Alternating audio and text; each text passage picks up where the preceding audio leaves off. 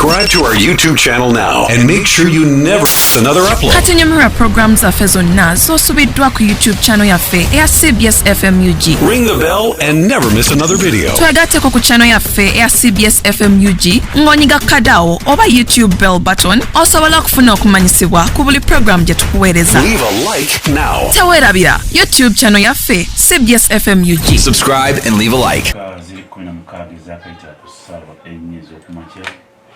nnaku z'omwezi ziri 23 mwezi ogwokusatu 2024.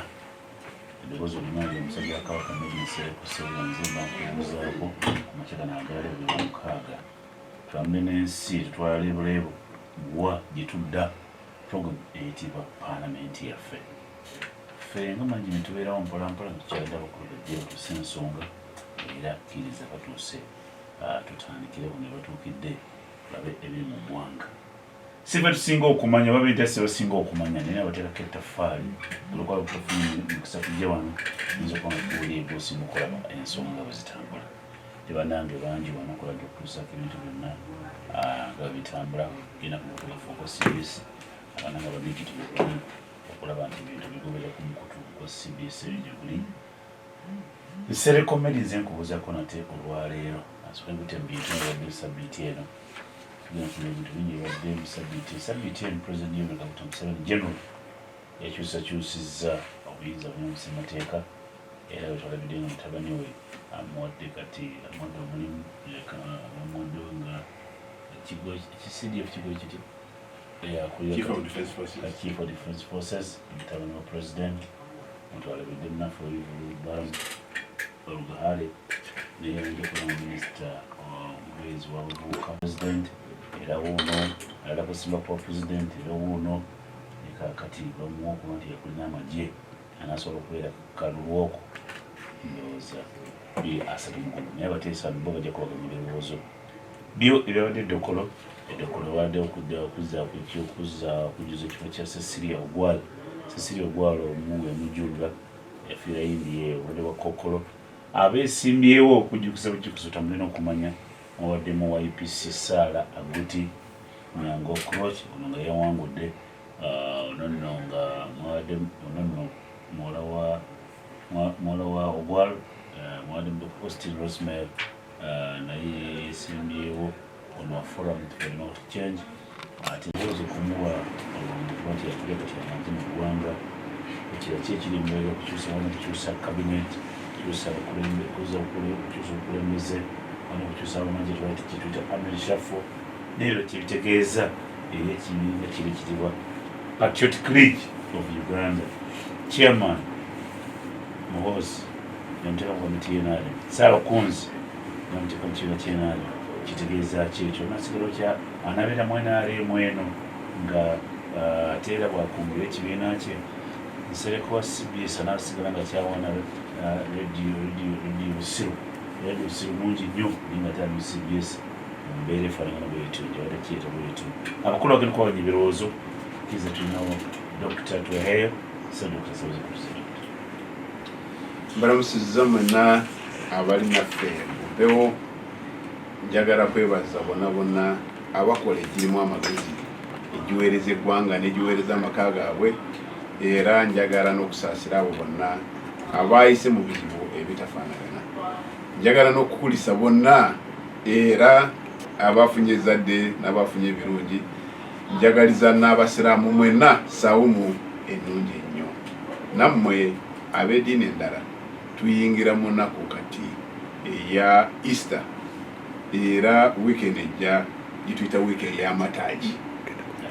n'olwekyo mwena mbaagaliza ebirungi ekibiina kyaffe ssebo obukimanyi kyekiri mu buyinza kibayita National Resistance Movement wadde batunyooledde ensingo eri eddokolo naye tetugwa mu maanyi ffe tutambuza emirimu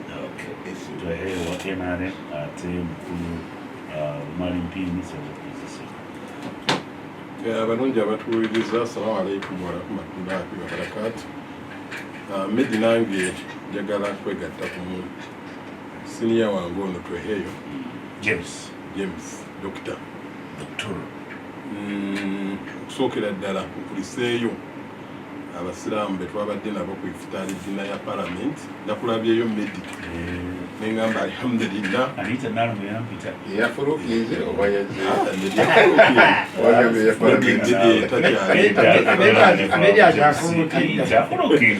akola kintu kiba otompita sijja otamuyita talinnyawaba mukwano yabadde ayinanga kaadi 3 nasawo n'agenda wafutaali zabadde kesisi wabaddeyo bampita naye nagenda wamitamu nalwe yampita n'okwebaza baganda bange abaisiraamu abaali mu mwezi guno omutukuvu n'okubakubiriza bagende mu maaso n'ebyo ate baleme kudda mabega negunaaba guwedde era njagala kunakuwalira wamu n'abo abafunye ebizibu eby'enjawulo ate nsanyukire wamu n'abo abalina amasanyu ag'enjawulo bakama bange abanteeka mu palamenti mbatumidde era mbaagaliza ekisiibo ekirungi n'abali mu kisiibo kiri ekirala nammwe mbaagaliza okukitembeeta obulungi. Amanya nze Bumaali Ntindi ni mubaka wa palamenti akiikirira abaliko obulemu mu Uganda yonna.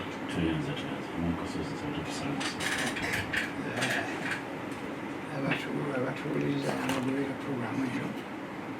munzikize nange nsooke ntuuse essalaamu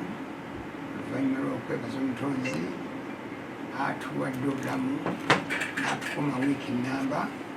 netuva ku Saturday netuva ku eno natukyali balamu musaasira mwenna abafiiriddwa abantu bamwe njakusaasira abantu bekwempa embugo olwa muganda waffe Sheikh Ahmada Bo afudde eba yafudde jjo aziika leero nangambye awaawo nga emigadde inna lillahi wa inna ilaihi rajiun era mu ngeri yemu nange kaneegategwa nange okusanyuka wamu n'abo abafunye ebirungi nabo babamenyedde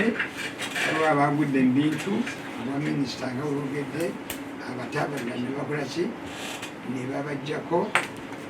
ensi bwetyo bwetambula obwe bayita obulamu kubanga Katonda agamba nti mukukyusakyusa ekiro n'emisana oba mukutonda eggulu n'ensi n'okukyusakyusa ekiro n'emisana mulimu obubonero bwabunala naye bwabo bokka abafumiitiriza n'olwekyo ebyo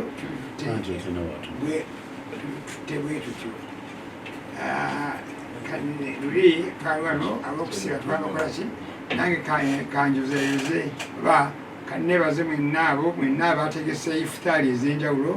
ne muyita abantu ne mutuyita ezisinga obungi tulemererwa naye nga mutuyise Bwakabaka wa Buganda twasiima nnyo aba International Committee of Red Cross aba MTN Parliament ya Uganda aba KCCA aba Centenary Bank mwenna mukoze futaali ez'enjawulo ne muyita abantu bajje basibulukuke nammwe ate newabaawo abatuyambyeko okuwa abasiiba ebintu njagala kwebaza bano bo yadde tebeetaga bo tebabatufuka amannya gaabwe naye bakkiriza abatuyambyeko netusobola okusaavinga families 1,000 mu Uganda eno okubawa emmere ng'ate ekitereko ekyabadde kizito bulungi ddala tubebaza nammwe abalala mwenna abaagasseeko institutions ez'enjawulo mwebale nnyo mwebalire ddala abasiibi nga bwe batugamba nti ayyamu maadudaati nnaku bazibalira ku ngalo zo zikoze eki zigenze olwali tuli mu 13 naye nga tulinga abatandise jjo kale ennaku ezisigaddeyo mujjumbire tarawiya lwaki mujjumbire tarawiya yagamba ekitiibwa nabbi sallama nti omuntu yenna ayimirira mu kiro kyaki kyalamanzaani ng'oyimiridde kusaala tarawiya imaanani ng'oli mukkiriza waihtisaaba ng'olina n'essuubi erikakasa nti Katonda ajja kukusasula atandika kukimugufira lahu matakadda min dhanbi akusiimulako amazambi go gonna olw'omukisa ogwo tugukozese bulungi ate bwe bagasiimuula ate leka kusaabaana amalala tuyinza oluyimbo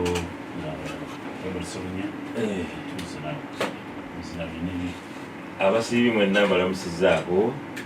nga musiibira mu ngeri yonna gye musobola. Ekikulu mu byonna neebaza nange abantu abasiibudde bannaabwe suubira nti n'abanaku mubafaako kubadde bamaanyi batulula mu maaso basibulula ab'emitiini basibulula abamaanyi batudde kansuubire nti mumanyi abanaku gye bali nabo mubayambeko. Abawala baabwe bayite babeerako abo baadivant tagit naye bangi mwabo bo balumba ate bano abantu bali bo tebaba baswani emu eno ate netteeka muteesibuma netugenda bo babasibira ttunga bwe nkugambye teeka mu sukaali nalabye ekisaawe nga kijjudde ensawo z'emiceere ensawo ekiyandongo mu barefugi waliwo nawone essaawa zino waliwo okumpereza ekifaananyi wane ekabimbiri omuzikiti gwa masikiti tako ekabimbiri famire 50 bakaziwa katikati kati enkola eyo ndowooza yandibadde esinga MTN Airtel n'abalala mukwate ku banaku baffe bawe ekikuwasibu ate neneebaza Katonda tukyali balamu. Life is a season. Ebiro bijja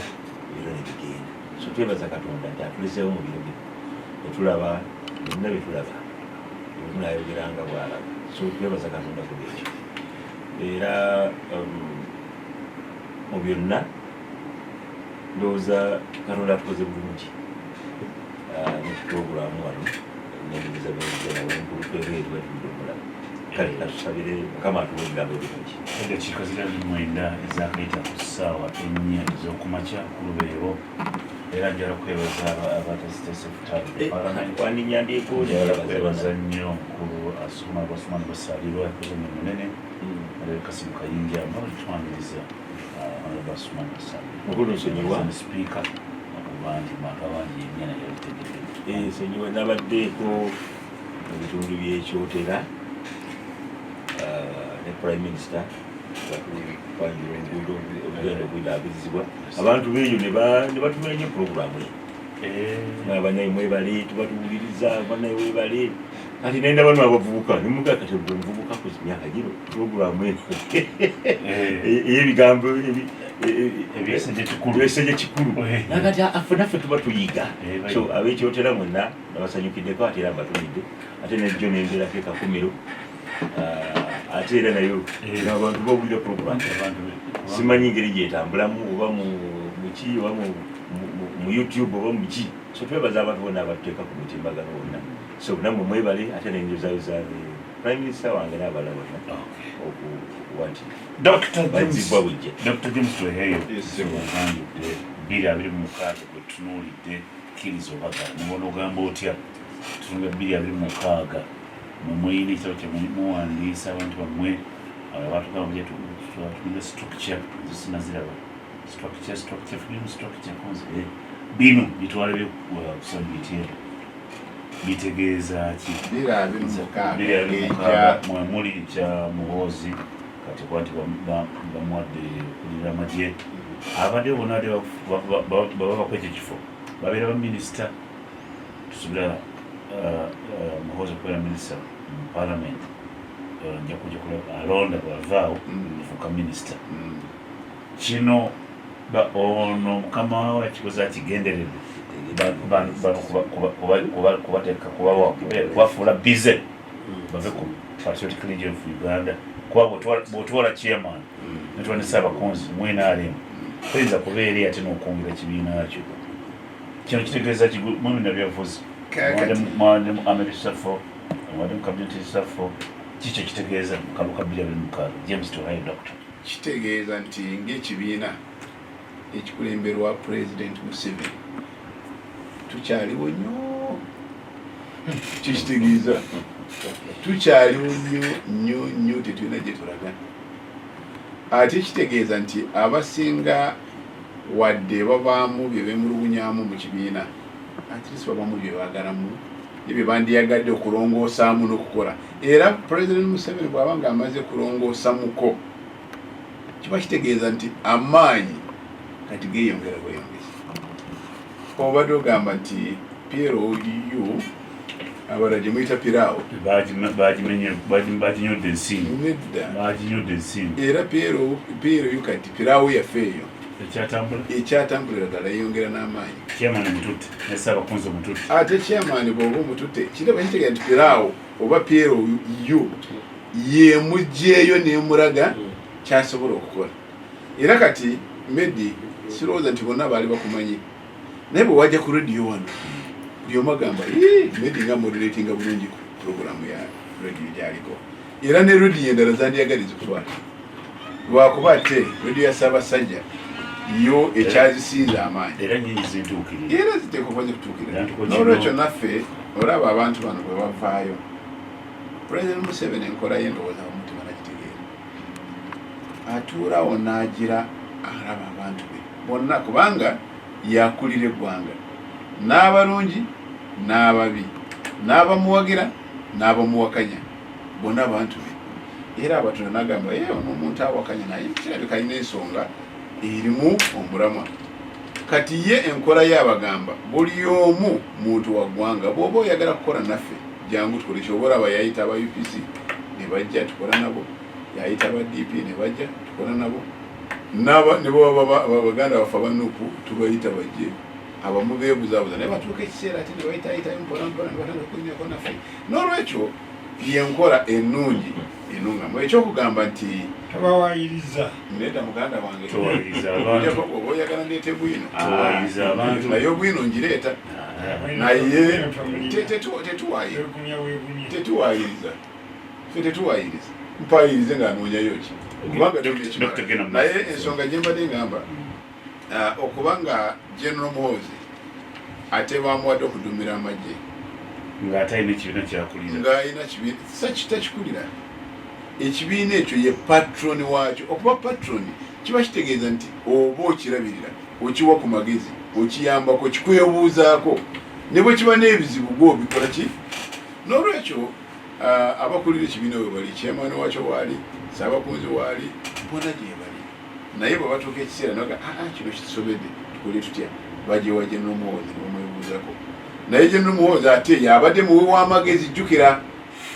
abadde muwe w'amagezi bamuyita presidential advisor ng'awa president amagezi. Era teweewuunya bwe wanga yamuwadde amagezi nagamba ye muzeeyi lwaki tetukola bwe tuti. Kati sirowooza nti okuba nga Gen Muhoozi bamuwadde okukolera amagye presidential advisor gavumenti erimu ya ENRM gy'olimu gy'endimu kakati ate minisita kati yakulira amagye mu ggwanga Chief of Defence Forces takomyawo yalina ekibiina kyebata Piero ng'akiwaki. Kati ebyo bitegeeza ki? Ebyo bitegeeza nti omuntu bw'aba yenna amaanyi g'asobola kukozesa n'agaleeta mu kibiina kyaffe ffe tugaaniriza era tugakozesa obulungi nnyo. Gen Muhoozi kubanga bamuwadde okukulira amagye ndowooza si kipya ate si kikulu kubanga Gen Muhoozi alina ebyetaagisa bisaanyizo byonna ebyetaagisa. Ne we yali atuuse ng'ali ki jjukira yaliko deputy commander. Kati bw'oba nga deputy commander ate nga waliwo ofiisi endala ogira ng'oyambuka buli omu ayambuka amadaala n'atuuka watuuse. Kino kitegeeza ki? Kitegeeza nti azze mu magye actively. Azze mu magye y'ensonga enkulu kubanga luli mu magye bakayita akatebe ali ng'abadde ku katebe ate president bw'akuteeka ku katebe kitegeeza akugobye nedda. Waliwo bangi ababadde ku katebe azze mu magye actively ali mu magye actively akiza okwenyinga mu byobufuzi atakirizibwa etteeka ly'amagye teribakiriza. Kati yamugobye mu byobufuzi kati terimugobayo yamugobye etteeka ly'amagye terimukiriza omuzadde n'omwana ekigambo active kuba active involved naye mu magezi ge ayinza kuba involved kuba yakiri kubanga tekimugaana kwogera n'abantu mpolampola, tekimugaana kuwa amagezi, tekimugaana kuba ko kyakola naye tekimukiriza ekisooka kwesimba tekimukiriza okujjako ng'agavuddemu officially. Era n'etteeka ly'okwesimbawo ly'okulonda liwabudde obudde nti bw'oba ng'okola mu gavumenti oba oli mu magye bw'oba oyagala kwesimbawo olina okuba ng'ovuddeyo obudde buno oba myezi 6 oba myezi 4 olina okuba ng'okoze eki. Era bw'aliba nga tanavaayo kiba kitegeeza kyeyesimbawo naye obudde bukyaliyo siraba lwaki abantu bakikapira ate Gen Muhoozi si ye muntu yekka ayagala kwesimbawo yandiyagadde kwesimbawo tanakibabuulira n'okukibabuulira wakuba abantu bamuga weesimbe tukwetaaga tukwagala gwe pulezidenti gwe twagala gwe pulezidenti gwe tulaba bamusangawo waali omuwulidde njagala omubuulire n'omulundi ogwo bwali omuwuliddeko n'agamba nze njagala kwesimbako kwa pulezidenti oba neesimbyewo naye obawulira bwe twe twagala 2026 oba bw'oba otutuganye 3 jangu tetulina buzibu naye kubanga naye munauganda ngangi ibwaba tweheyo banjaga nti tweheyo weesimbe oba mpindi oba oli ayinza kugamba nti Imam Kasozi bulijjo twogerera bulungi lwaki teweesimbawo kuba pulezidenti yes buli munauganda ayina ebisanyirizo naye si munauganda ayina amaanyi n'obuvumu bw'okwesimbawo kyeduka tunakikwata kino Imam Kasozi twehere dokita agamba nti Muhoozi kkiriza obagamba tajja kubeera kalulu ka 2026 kuba kati ali active serving an officer n'ebira byonna bibadde kitegeeza kino bigatunda ebyofisi Muhoozi ne bane bonna abadde munyina eno abatekyabo nemututte essaawa kunza omututte era nze simusuubiranga kubeerawo kubeera ku baloti ya 2026 simusuubiranga nti ajja kubeera ku 2026 naye ng'oli bwagambye waliwo abamwagaliza okwagaliza n'okufuna kiri bintu byanjawulo medi mmanyi olina kyoyagala okiwulidde olina byeweyagaliza emotoka ennungi ennyumba ennene oba onondooza kyoli okweyagaliza wakubeera md wawan kanyweze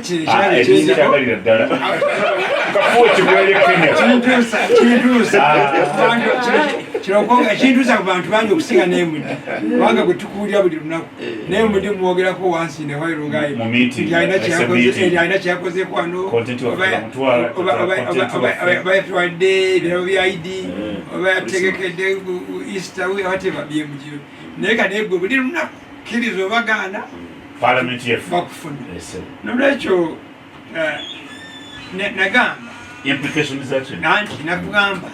kwabamu batunaga nti engeri gye bamutadde awo bamutegekera kiri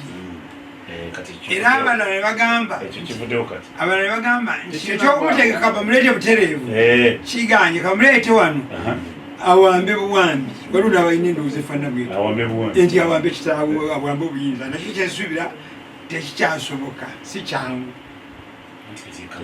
ekabe kamanda andi nguwulidde waliwo ebintu ebyadiba kituufu nanti babyogera mu biboozi kati ffe tetuli mu biboozi nolwekyo nekugamba nti awamusibidde kati kitegeeza nti ekyokubeera omukulembeze wa Uganda si kunuluka n'oluddako kuba emyaka 5 egiddako okugenda okuggwa ebintu ebinaaba bibakyusekyuse n'endowooza z'abantu ojja kwewuunya Mungu atuwangaaza nze naawe mu 2031 tweheyo tajja kubeera wenale ate guwulidde gwerinda tuga gwetunula n'olwekyo obuzibu obunene obukirimu kwe kugamba nti Muhoozi ayinza okuba alina obusobozi naye abantu balamu n'abantu abaagaliza eggwanga lyabwe n'abantu abateeka ekitiibwa mu ggwanga eritali lya bwakabaka kuba ebyo bimanyi esaudi ye wali obwakabaka oba mu Emirates awo bakugamba nti nno taata yamiri bawe president omwana we ye minister of defense omulala wa finance omulala yegu naye kakati wano tekikola makulu era tekinyuma mu bantu abagunjufu oga nti president ye president mukyala we ye minister of education omwana we yakulira amagye muganda we senior presidential ki advisor kati wabaawo n'abalala mwe bemutalaba abali mu bifo ebirala ebiki ebyenjawulo olw'embeera emu oba endala. Ekyo kireetawo enyiike n'obukyayi mu bantu n'abamu beemutuma batukolera emirimu kyova olaba tebakola bituufu ne batandika buli omuga nti engeri gyendaba bitambula anyazeemu byenyazeemu kisinga oga nti ntuukize. Ekyokubiri abantu bonna beemutuma mu mirimu ne bakola nga batya tebawa bebakolera bitiibwa naye babatya buti olw'embeera emu oba endala. Nsuubira okusinziira ku bibaddewo ne afande Muhoozi byabadde akola si kya buntu bulamu, si kya bugunjufu ogamba nti bakedde ku makya ne bamufuula aki. Oyinza okubeera nga bw'olowooza ng'abalala nga bw'ogambye experience yaffe etulaze bano wammanga nga bwe bagoberegana. Katumba Wamala jjajja wange bwe yava kwa CDF n'abeera minisita. Omugenzi Nyakayirima yamuddira mu bigere bwe yava kwa CDF n'abeera minisita. Muhoozi David eyamuddira mu bigere bwe yava kwa CDF n'abeera minisita. Kaakati noono Mbadi eyabadde ku bwe bamuzize kwa CDF naye ne bamuwa obwaki obwa minisita. Ne tugenda mu maaso kati noono bamuteekera bwa minisita oba ye bamuteekera bwa vice president. Owulidde kyekibuuzo ekinene ekiri muki naye nga bwe ngambye nti Katonda yagamba nti mu kutonda eggulu n'ensi n'okukyusakyusa ekiro n'emisana mulimu obubonero bwangu kutunala yabuyita ayati ulil albab naye yadde bwangu kunala tebulabibwa okuggyako abo abalina amaaso agatunula mu kisenge kino abalaba ebiri eri naye tebulabika tomalaga bulaba okuggyako nga ofumiitiriza nnyo nnyo nnyo. Kaakati nze kiki kyendaba woddira Ministry of Internal Affairs n'ogifuula defense kuba minisita w'amagye, state minister w'amagye, PS w'amagye, akulira ekitongole kimu kyawo naye w'amagye amagye ng'ate bangi kwabo tebawummulanga mu magye. Kati noddira buli notandika okudda bakamanda bonna nobawa obwa minisita kiba kitegeeza nti tuzizeeyo mu gavumenti eyefaananyiriza ddala eya Idi Amin Dada ey'abamagye. Owulidde?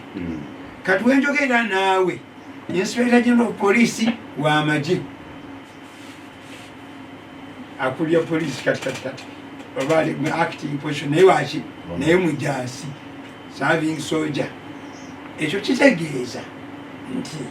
waliwo okumenyaamenya institutions ezaali badde ziyamba ate okuzimba democracy.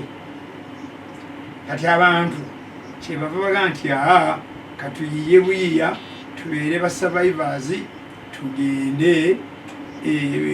tufuire bamere ya leero bwetunakankangisa tufuza bamere ya leero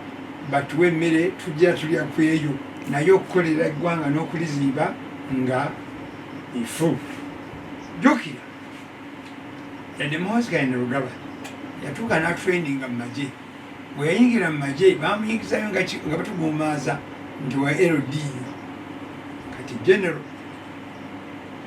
Awo makati abantu beyabuuka bokka bakyalemedde abawo bwa kapiteeni bwa meja bwa baki balowooza ki mu mitima gyabwe. Nolwekyo waliwo ebintu ebyewuunyisa naye nga bwekugambye nti netebitera kulabibwa. Wiiki eri ewedde batulangirira nti tugenze mu middle naye lwayo bwe mbadde nzija nempita mukibuga kubanga mbadde nasuze puroguramu eyo ate nensooka mpumulamu ku hoteri we nasuze kati bwe mbadde nzija ku palamenti ku luguudo olwambukira ku palamenti awo wakati wa palamenti ne HKCCA neno saidi eno ngaliyo Serena oba International Press Center nsanze abantu bayitirivu bangi nga bonna obubonero bwabwe baagala buyambi ekyo nenkyewuunya neneeyongera bwenze nentuuka ku Kampala Road awo oyingira Kampala Road CPS Kampala Road nentunuulira nga tewali parking yonna okujjawo nga wonna stage za boda boda mu makati g'ekibuga Kampala Road ye main street y'ekibuga ng'efaanana bwetyo neneeraliikirira tulagawa kiki ekigenda okuddako then nentunula ensabo yange eno nemala njikuddirayo wano weewuunya n'olaba ebbaluwa ze nafunye ez'abantu abaagala okubakwatirako kuki mu byekisiibo naye ng'abamu mu institution ezimu zenjogeddeko ezo gyebakolera ddala oli n'awandiika ebbaluwa ne ranka ye ennene n'agiteekako n'aganyirawo n'abantu 300 beetaaga buyambi naye ng'ate mu kitongole mwebali balabika nga abaali badde bafiibwako kati kyenva neeraliikira neŋŋamba nti okuleeta Muhoozi omufuule kkomanda w'amagye essaawa eno mulimu ebyokusifu byetujja okwogerako ennaku eziddako naye si kyamulembe ate si kiyonjo ate si kirungi nze nga Imam Kasozi nkivumirira oba abantu balowooza ki balowooze kubanga teriiyo woyinza kugamba nti olwaleero nfunye obuyinza nembeera nga nze Imam Kasozi nze ntudde omumyuka wange akulira ekitongole ekinene ekiddako nga mutwe wange Hassan Kayunga nga addako ali mukyala wange either Aisha Miro oba Mariam Nabukenge omu ku babiri oba bombi nga bombi bali mu bifo bwe ngenda okunoonyereza eno ebbali nga waliwo abalala bengattako mukodomi wange ono Kasule nga naye alina waali wali n'ogamba nti kiri nnumu akagero k'Abanigeria be bayita abayibo kagamba nti bw'olabanga ekikere nga kitambula emisana omanyanga nti emabega wakyo si walungi mu luzungu bakawandiika ne bagamba nti when you see frog moving during broad daylight you know that something is after its life. Era bwe nalabye nga pulezidenti akedde ku makyanga takwatibwa nsonyi n'alonda mutanyi we nti ye kkomanda w'amagye nintandika okweraliikirira. Salaamu alaikum.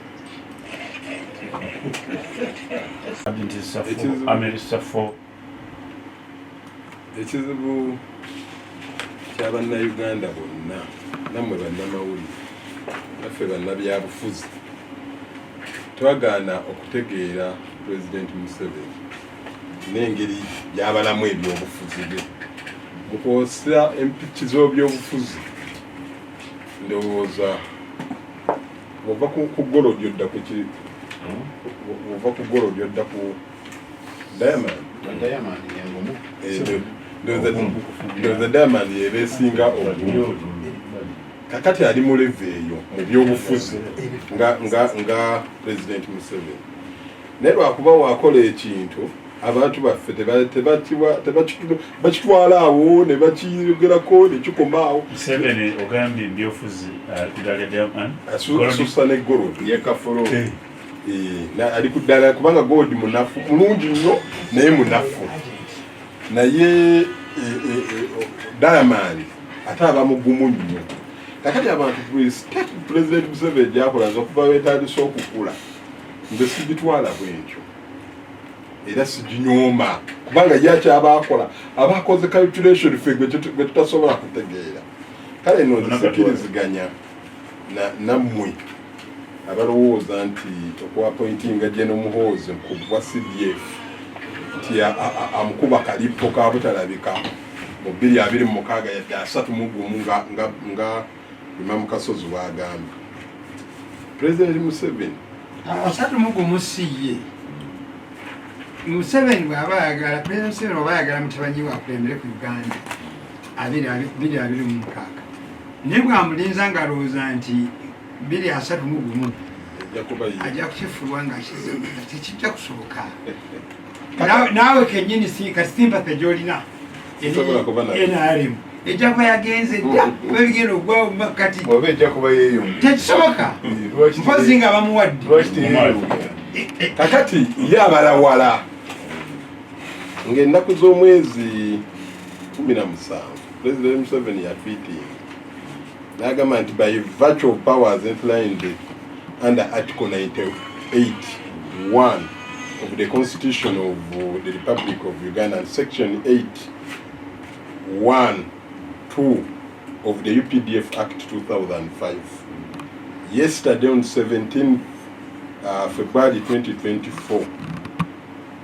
at the Defense Council meeting, I presented the UPDF establishment of 2001,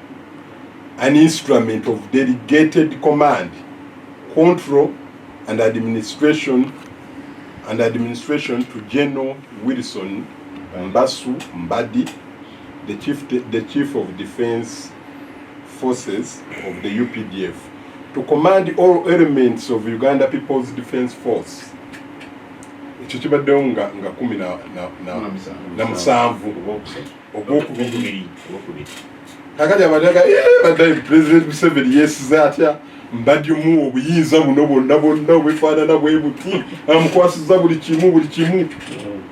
kati ye ng'abala ati mu mwezi gumu guwezeye mu mwezi gumu ngenda kuteekawo Gen Muhoozi abeere ng'ali nkyaki ekyo kakati gweoyinza okitunuulira bwotyo era n'okitwala ati alonze biweddeyo n'amuwadde mwana we azazoga ati ye mpikize yamanye embala gyazibalamu kati nno kyenvudde nkugamba nti nsekerera abalowooza nti bamutadde eri kumuggyako bbugumu lino lyabadde akola ki lyabadde ayina nti bamukubye akalippo abo mbasekerera kubanga tebannaba kuyiga era mpikiza President Museveni wabala byabufuzi gwamanye mpikiza President Museveni ono Army Commander Chief of Defense Forces anasigala akola ekintu kya Patriotic League of Uganda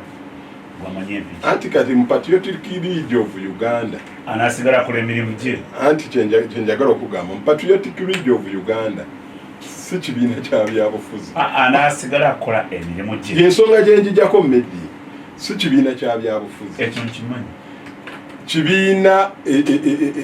force gye bagamba nti ekomyawo patriotic change ekomyawo endowooza subi mu abantu abaagala eggwanga baddemu batunuulire eggwanga lyabwe mu mbeera endala bave mu mbeera eno gye tulimu ey'obulipo ey'omuntu okwogera ku ggwanga ly'obubi kyekigendererwa kya PLU.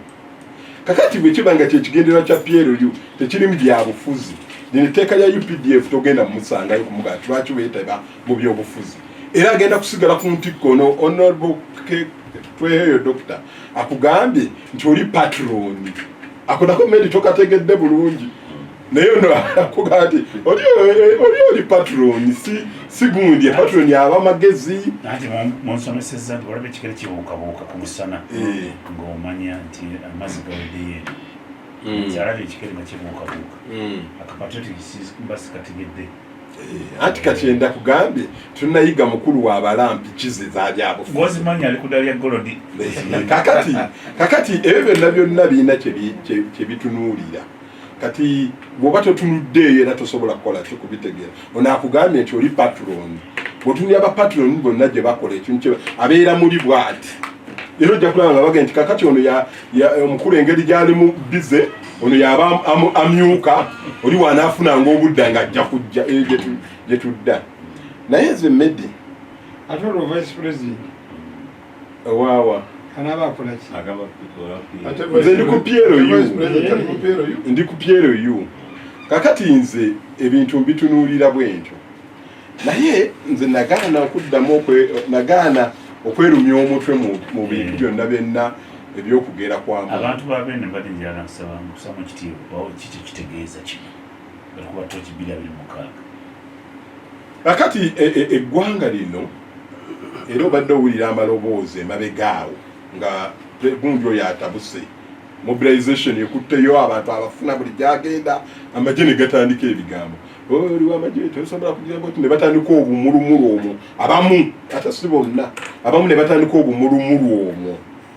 kakati we bakusembeza nti ono yakuli ku ntikko yagambye active serving office active serving officer yakuli ku ntikko gwoli wabakugambye wano yeye nyini acting serving officer ani Muhoozi ati kyenkugambye tavangamu era tavangayo kyekyovola nkusoze nenkugamba kiri bakyewano kiyita political party ne bakiyita ekisinde ekizaamu abantu essuubi okwagala eggwanga lyabwe kakati bw'omala okutunuulira ekyo bano ababadde balinawo obumulumulu mu magye eno muuvu yakubasirira kubakakkanya kubasika nabo obumulumulu obwo buveewo kati ekyo kigenda okutambula nga tewaliiwo medi gwe ogambye wano Imam agaye nti obwa MD nti enkyo oyinza okubuvi naye ogaa nti obwo sibwagala temubumpa kakati n'abo abali mu magye abanaaba wansi w'omukulu nabo bajja kugambanga gwe wokoze akangira nsigala wano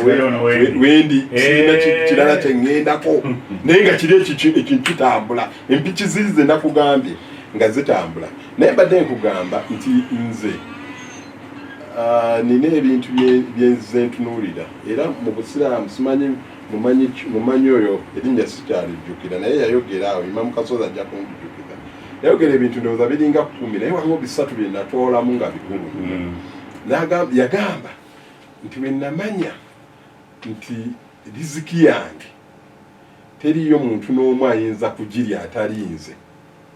nenva ku kuwankawanga n'abaana agamba nti we namanya nti okufa kuteeka era buli muntu kujja kumutuukako nenva ku kutya okufa ekyokusa kyera kye najjamu mu ebyo n'agamba nti ibaada gye tukola ibaada nze ng'omuntu nze nina okwekolera ibaada we yange ntuuke mu maaso ga Mungu nga emirimu gyange ngikoze ku nsi gy'ayagala minongofu nenva ku bugayaavu kakati kankuzeeyo ku kiri ekisooka ekya riziki abantu bagenda ne balwanagana mu nsi muno n'obukulembeze ne balowooza nti ensi obukulembeze waliwo omuntu abuwa omuntu obukulembeze buno mmedi bonna bwe tulimu Mungu yabutuwa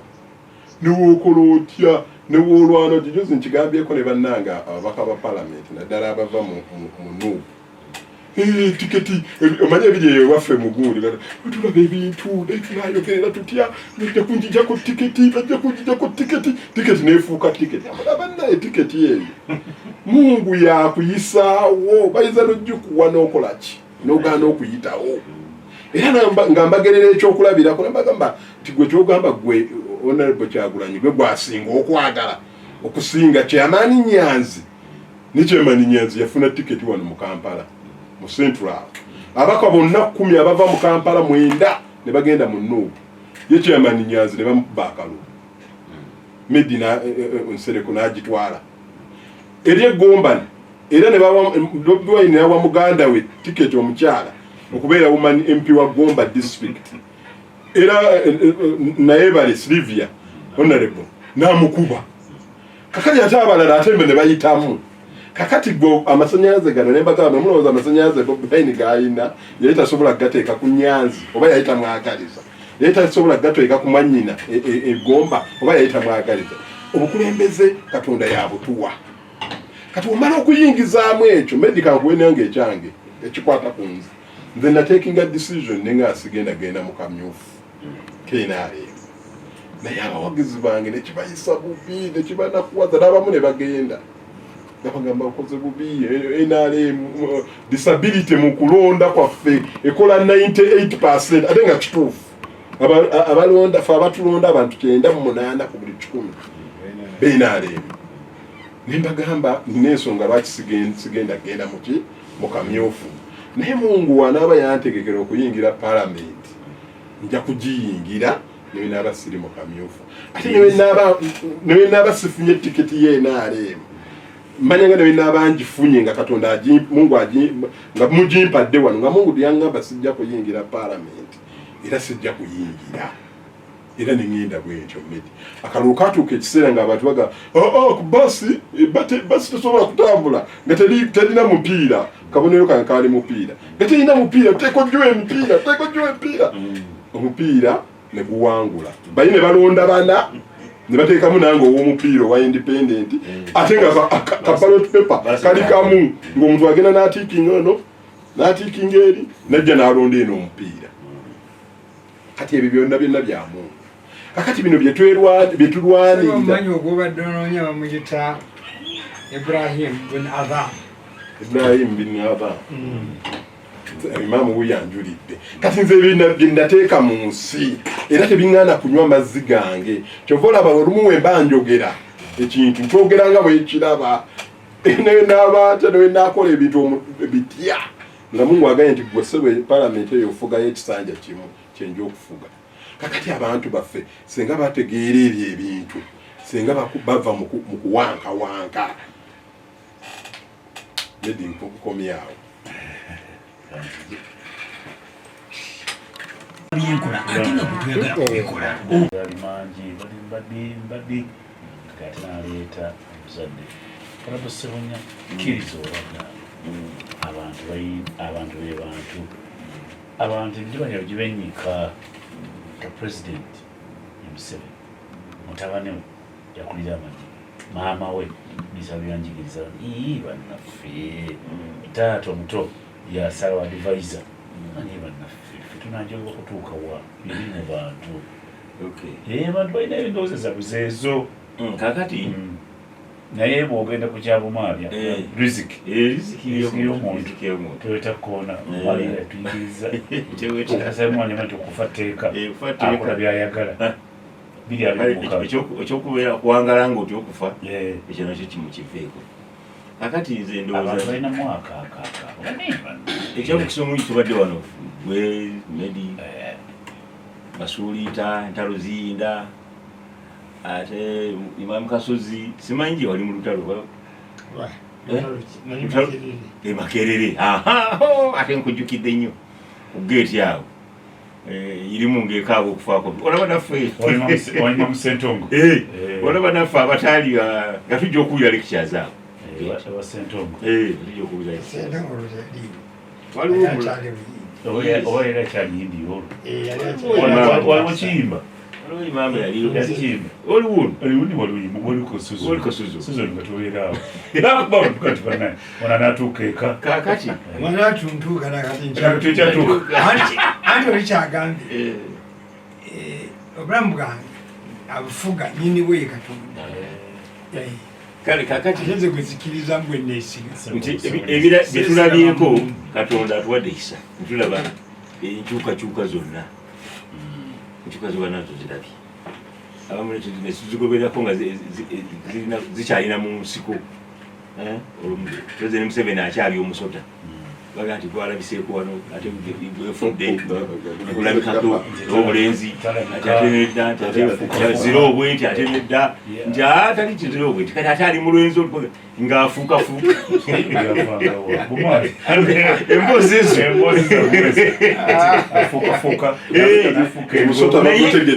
fe abalamu nga tetumanyi kigenda ng'ate bwe tukola ate ne tubeera katugambe namugongo okukotanyona ate nga waliwo emisinde bwe mudduka ate nemuddukire namugongo ate bwe muddukire namugongo ate n'omusajja gyeyekwese ate baga tali alabiseeko namugongo ate abasirikale ne badduka naffe ne tudduka so Katonda atuwadde obulamu tutulabye enkyukakyuka President Museveni ekisa kyalina eri Katonda nti akola enkyukakyuka ensi nesigala ng'etambula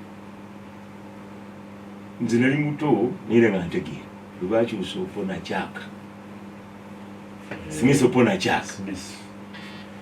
waayitawo okukyuka bakyusa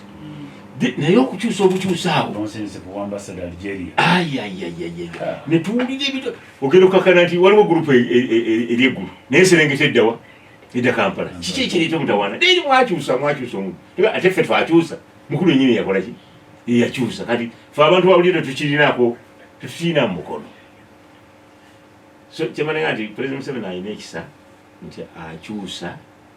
ensi nesigala ngaetambula akati ffe abantu bano musigala nga tuolwereza oba yakyusiza lwakiri oba yakyusiza lwakino oba kiri anti mama ono yasomesa social kati oli yazze nambuuza naye Sempijja yakola ki naye kati owayi twala President Museveni nga president waffe sino musubu yampeleza message Sempijja yakoze basinola mawulire mwebuuza ebibuuzo talina kyeyakoze naye bwe tukyebuuza Sempijja yakoze kati ngendera kugundi kuyani ya bumaali riziki n'ebirala riziki yo mu cabinet yaweddewo naye talina musango era kati era wamutadde ne riziki yawo weeri mu kiseera kino life is a season mu kiseera kino kati awo weeri kakati fe okulowolereza kino kyazze loza kyabuntu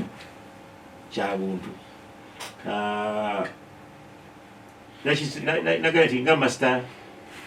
chess player bwabeera omuntu omu yasooka okumbuulira ku President Museveni yali Kibirigese Bunya taata wange yagaa nti bwe twaganyanga mu kalulu ng'amwetegereza nnyo ebigambo byayogera nashe nagaa nti President Museveni omukisa gwalina nti ffe tuba tuli wano ng'alina steps 6 maaso zaalaba tuli Mengo ye ali mpigi kibanga oli bwegambye master player wa chess tatunuulira kinogo ye kyagenda kukola atunuulira opponent kyokola amanya ti options zo ziringa 4 bwe nkola bwendi oyinza okudda wano bwe nkola bwendi oyinza okudda wano bwe nkola bwendi akali nze abantu bamanyi mweso bagenda kwalisa okusobola okwalisa oli nze nina kukola bwendi nabwendi enkanga akali ye President Museveni alina advantage position nti aba alaba byonna ate ne bitwogera byonna ababiwulira awulira abantu beboogera waliwo omuntu omuyaŋŋambye nti nagambye yasabye mutabani wagende yewandiise enali mu kwewandiisa register mutabani namugamba mama ebiviiku ffe tuli mupiraawo patriotic league fituli mu patriotic league biki omwana agamba mama we kakati bantu bangi nnyo tebeewandiisizza ng'omutima gubali kupira ate asimbudde bo bamanyi nti basimbudde akati olowooza nti President Museveni ayinza okuba ekyo teyakitegedde nti abantu babuzaabuzibwa kabanyola ensingo what do we do disorient you can rearrange noga nti kati kino bwe kibaawo ze steps zile zagambye nti asoma steps nga mukaga abantu bano bayinza okubuzaabuzibwa twali wano nga tudibeti nga lwaki PLU lwaki ngali mukulu yagambye wano nti PLU eringa people power si kibiina kisinde nera tugenda okujjukira yali people power nge mu wiiki emu efuuse nupu bajja ekibiina ku sherufu emu bbiri nga kifuuse ekibiina ngaonabe bayingira ate okuyingira tekwali kwangu nagaye tebasoloza n'okusoloza ku mulyango ayingira oba oyagala kaadi eno leeta bwezi gwe bakusaba zino okusinziira ku kifo kyo kyo kisava owampindi abijjawa owampindi ina ensowera z'okubisiba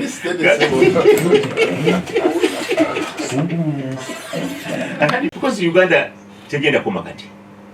Uganda will be a democracy bwe tuba twagala for next 100 years era ina okubanga erina emisaayi emito egina kyegiruubirira si kuluubirira muntu. If you want to create change, you don't look at Muhoozi as the only the person. Tunulira ekyo ekigendererwa kyammwe mulina ekiwandiiko kino kyemwawana mulimu ebigendererwa waliwo abalaba Muhoozi ng'omuntu alawulanga mutani wa Museveni. Yes. Linda katono kati President Museveni yawadde mutabani we wa yawadde Muhoozi.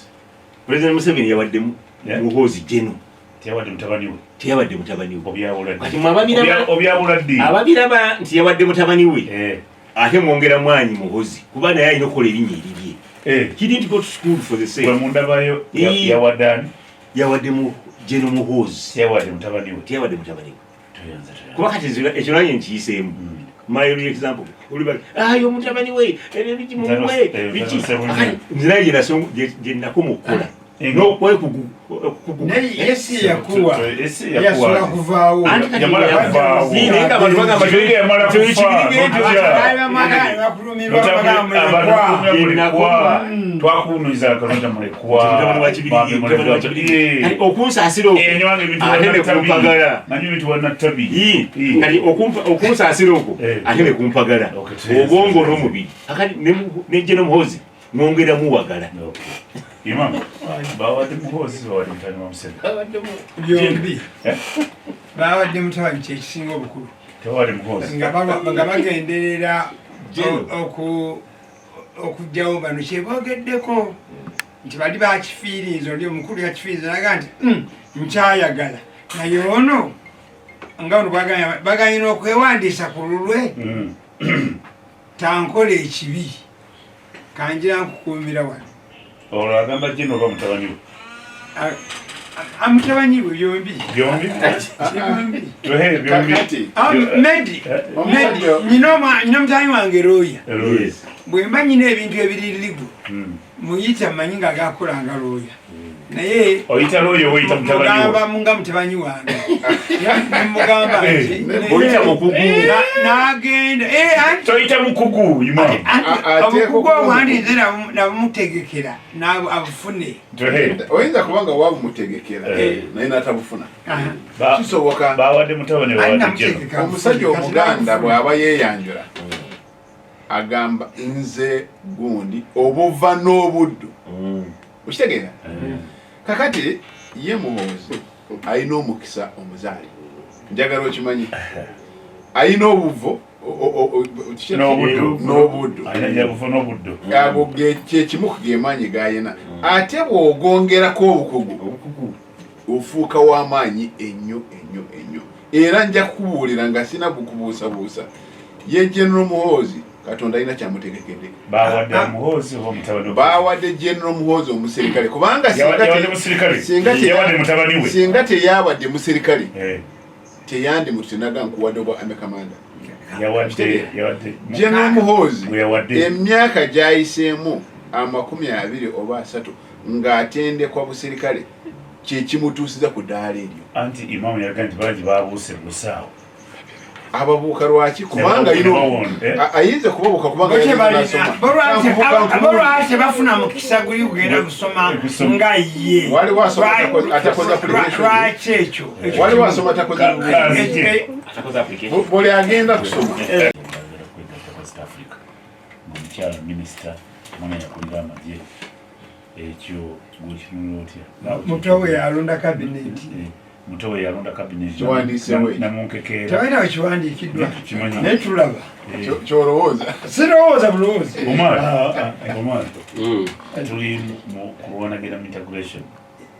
omuzadde n'omwana ne maama bonna bali mu kintu bali bane ozaba mutulidde batya sente kikulu sente bakulu simanyi bwe bayinza bwe bamutunuulidde negolooza kyali bali kiti naye nze nkugambye nti nze ebintu byonna mbirekeramu nkubuuza lwaki kibuuziza toheyo waboganya Museveni efuze alina goloti mungu kitumulekera naye atugamba tukole anti kati bw'okola n'otatuusa kyoyagala kukola era mwe mutusomesa mu busiraamu nti kyogereko oba kyetamwe mala kitamwe kakati ebyo byonna byonna omusajja aŋŋambye owa gundi medi nzikiriza waliwo omukulu aŋŋambye akagambo wano bamuyita William Mubiru ow'ennabbinga aŋŋambye Honorable Bumaali abantu tebagaana bugaanyi kumanya Pulezidenti Museveni wabula ekigambo ekituufu kiri nti baalemwa okumanya oba okumutegeera kakati oyina okukola ki kyenkugambye kiri Imam agaye nti mu busiraamu tugaa tukyogere bw'okyogera n'okyogera bamala ne batugaa tukita bino tetubyokeza mutima mubi olaba ekikyamu nedda waliwo tetukyokeza mutima mubi mumusomeseza riziki naye bano banna bogenda nabo mu East Africa nokwegatta bo bakutunuulira batya anti riziki ya Mungu tetunuulira balala bagamba ki Mungu wasalawo okumpa nze nga tagamba nti media anaakiraba atya kubanga asutula gwayagadde ate nakkakkanya gwayagadde nange kanyongere kwakukumulamu nti aba East Africa bo batunuulira balaba batya President Museveni naye balaba ekifaananyi ekinene ekya Uganda wakati nabo bonna banoonya katale banoonya butale ebyabwe ebitundawa Kenya netumala tusiba boda ne bono lunaku lumu tuyinza abakenya bayinza okufiirwa ezitaka wansi wa $1 million 5 mu lunaku lumu akati bo balaba Uganda eri stable bino tebabitunulira bino ebimu balabanga omuntu bagambwe mumanyi bannayuganda mwe mumanyi bimukola naye nga muli stable kubanga mbeddi Tanzania wants a stable Uganda Rwanda wants a stable Uganda everybody is looking at this stability and market so President Museveni bo aba bwafumba Uganda bwagifumbira abantu ba East Africa bonna si East Africa yonna abakulembeze batunula Uganda ne bagyewuunya ne bagamba ye akisobola atya kukikola bwati ate ensi ng'eteredde n'esigala ng'eteredde ekyo kyekisooka ekyokubiri President Museveni kati mulobera ku muzadde n'omwana ne mutalaba abantu bonna abalala bakola nabo President Museveni bw'akolabamu omulamwa oba oli mwana we oba oli muganda we oba oli mu kibiina ekirala akugyayo ne mukola ate bw'alaba ne bw'oba munnaluganda we oyina ensobi gy'okoze akugobawo ky'oba olaba President Museveni yagoba Sale General Sale Obame Kamanda bwe yamugoba buli omu ne yeewuunya nti agobye muganda we na leero akyogera ne muganda we akyogera n'omusajja yangobera ki ku nsobi gino gye nakola era ne Gen Muhoozi kaakola ensobi nga yeeyita mutabani wa President Museveni President Museveni amugobawo ku kifo kyamuwadde n'olwekyo yes alina okweraba nga kaakola nsobi nga yeeyita mwana wa President Museveni amugobawo ku kifo kyamuwadde ekyo njagala nkikukakase President Museveni yagenda ku appointinga Mama Janet Museveni kuba minisita wa soko ulire kano President Museveni yagenda ku appointinga Mama Janet Museveni kuba minisita wa education nga amaze ku demonstratinga bulungi nnyo nga agenze Karamoja jukira buli gwe bateekanga Karamoja ndaga nze bansudde n'agenda Karamoja kyeyagikola n'agitereza abantu nabo wamazi yagenda kufiirayo nga teri ayagala teri ayagala Janet Museveni ave Karamoja na leero ne bwogenda yaba Karamoja n'obabuuza n'obagamba mbaleetere Janet bagamba yandibadde yatuuse najjo ate education kiraba nabo n'abaparticipators ke kalulu akabadde mudoza emirembe abavuganya tebagezezza kukola bubadi kulwanagana kuvumagana of course blackmail yabaddemu waliwo banayogera wano nti omukyala nga bakamulonda muwala wa Sisiri Ogwalo nga bafidisi bakamutwala abantu babagamba bannange oyo kati bakolamu akesinisite nti oyo si weekyaggwe si weekyaggwe wano naye webuddu taata we twamuziika buddu akati yagenda yesimba ebuddu akantu ako nekakwatayo nekakwata mitwe gy'abantu nti ono wakika kyegundi si wakika kino so ne bagenda nga batambula ate UPC awo nayo awo negamba ti onomamulabangu mwatali nzaalwa kyabaddemu naye nga akalundu balonze okulonda ndoza okubayiza nti alaali bina reflectinga mu 2026 kakati wetunulidde ekansi NRM nayo NRM yakoze etya yabadde yakubiri neero obululu bungi akati momentum mu kitundu ekyo NRM erina kufuba nnyo kubanga UPC naye egamba nti wadde tulina enkolagana namwe naye naffe tulinawo kugamba bargaining power yaabwe nabo bagirabira awo omukago gwagiyambye omukago gugiyamba tewali animosity tewali kukuubagana kw'amaanyi so ne babeerawo okulonda abantu baga katulonde kino katulonde ono so baleka UPSA nayo kati egenda omukago gunyikidde egyongera ko obugazi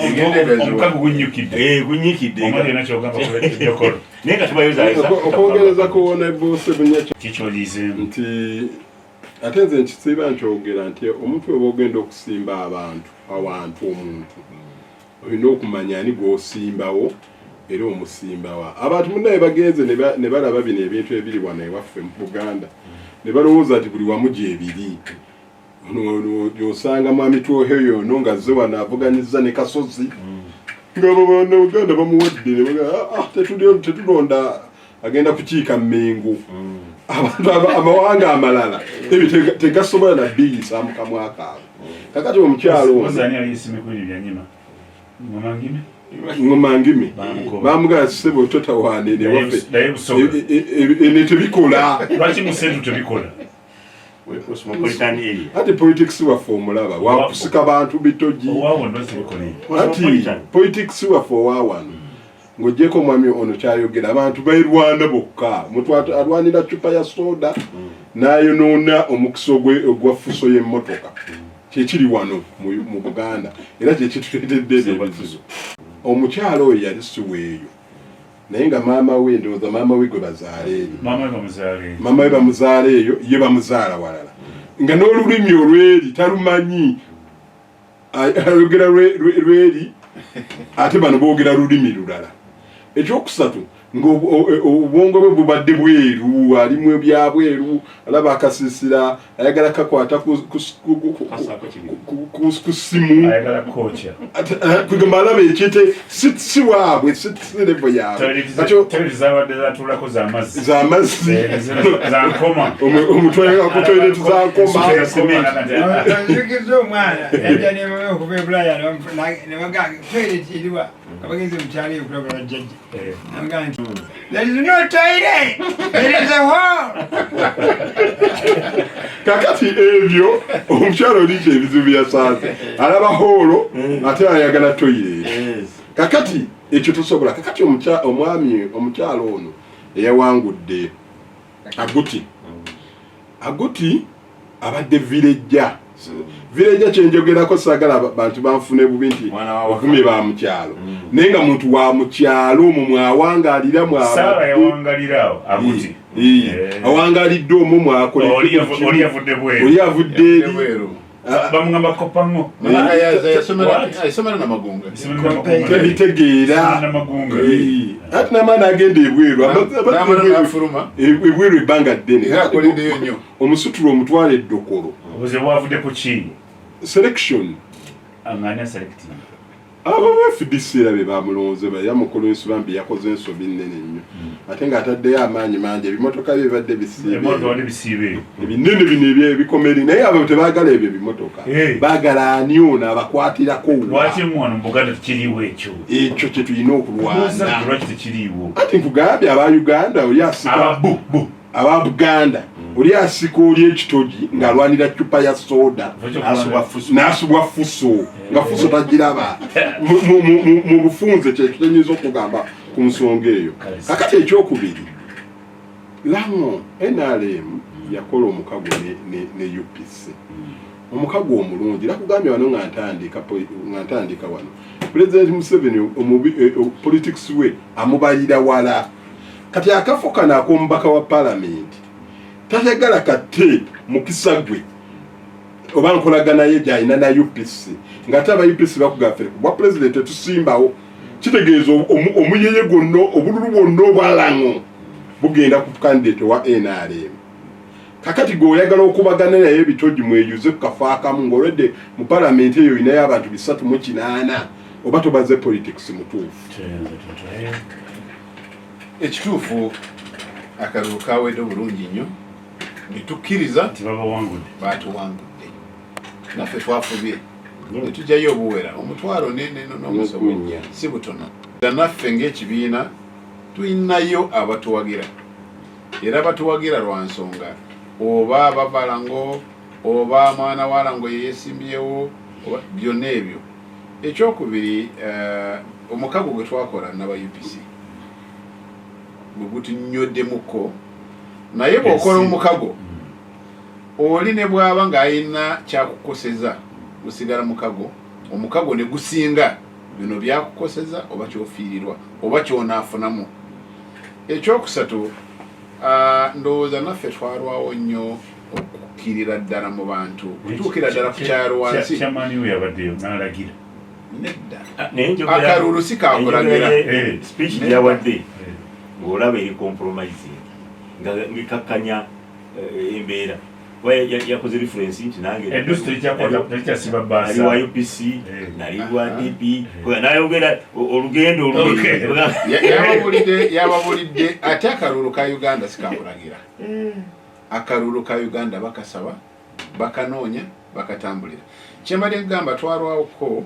okutambulako mu byalo ate UPC fact nganze eyadakola analysis nga tulaba